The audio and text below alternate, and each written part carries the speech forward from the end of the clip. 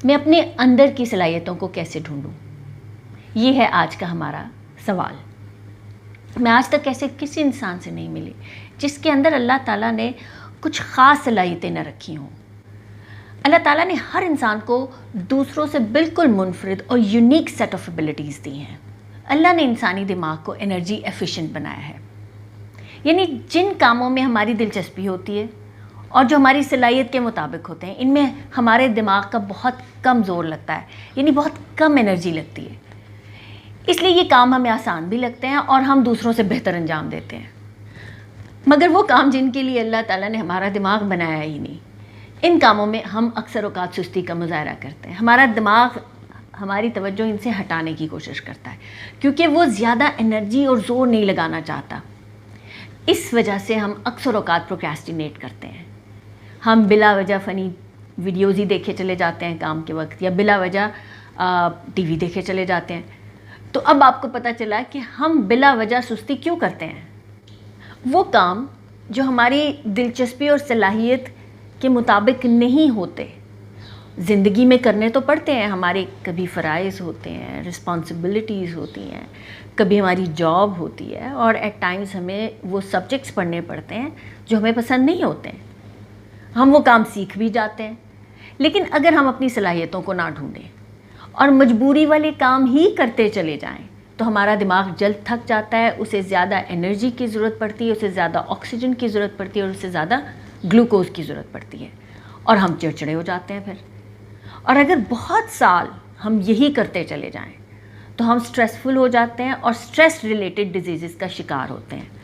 Research یہ بتاتی ہے کہ ہمارے تمام کاموں میں 50% سے کچھ زیادہ وہ کام ضرور ہونے چاہیے جو ہماری دلچسپی اور صلاحیت کے مطابق ہوں۔ دیکھیں، آپ کے دماغ آپ کی خوشی، صحت اور کامیابی کے لیے بہت ضروری ہے کہ آپ اپنے ٹیلنٹس کو ڈھونڈیں، تلاش کریں۔ اس پر ہم بعد میں بات کریں گے کہ وہ کیسے کرنا ہے۔ ان کو آہستہ آہستہ اپنی روٹین میں شامل کریں، اپنی روٹین کے چنکس بنائیں، اپنی ٹیلنٹس کے لیے، اپنی صلاحیتوں کے لیے جگہ بنائیں۔ اگر آپ اپنی رسپانسبلٹیز کو کچھ ٹائم دیتے ہیں تو کچھ ٹائم پھر اپنے شوق کو، اپنی صلاحیتوں کو، اپنے ٹیلنٹس کو دیں۔ اس سے ہوگا کیا؟ ایک تو یہ کہ آپ کا دماغ تھکتا نہیں ہے، وہ انرجی ایفیشینٹ رہتا ہے۔ نمبر 2، آپ اپنے کاموں میں ماہر ہوتے چلے جاتے ہیں۔ نمبر 3، آپ کا دماغ خود سے اپرچونٹیز ڈھونڈتا ہے آپ کی ٹیلنٹس اور آپ کی صلاحیتوں کے حساب سے، اور آہستہ آہستہ آپ کی زندگی سوئچ ہوتی چلی جاتی ہے آپ کے ان کاموں سے جن کے لیے آپ نہیں بنے، ان کاموں کی طرف جن کے لیے آپ کے ذہن کو ڈیزائن کیا گیا ہے۔ اصل سوال تو بیچ میں ہی رہ گیا، ان صلاحیتوں کو، ان ٹیلنٹس کو، ان ایبلٹیز کو ڈھونڈنا کیسے ہے؟ کوئی مشکل نہیں ہے، پیس کیک۔ ویسے انٹرنیٹ پہ بہت سے ایسے سیلف اسیسمنٹ ٹیسٹس اور کوئزز موجود ہیں جن سے آپ اپنے بارے میں بہت کچھ جان سکتے ہیں، بہت ہیلپ فل ہیں، لیکن آپ کو آپ سے زیادہ کوئی نہیں جانتا۔ بس اپنے آپ سے پوچھیں اور ایک لسٹ بنائیں۔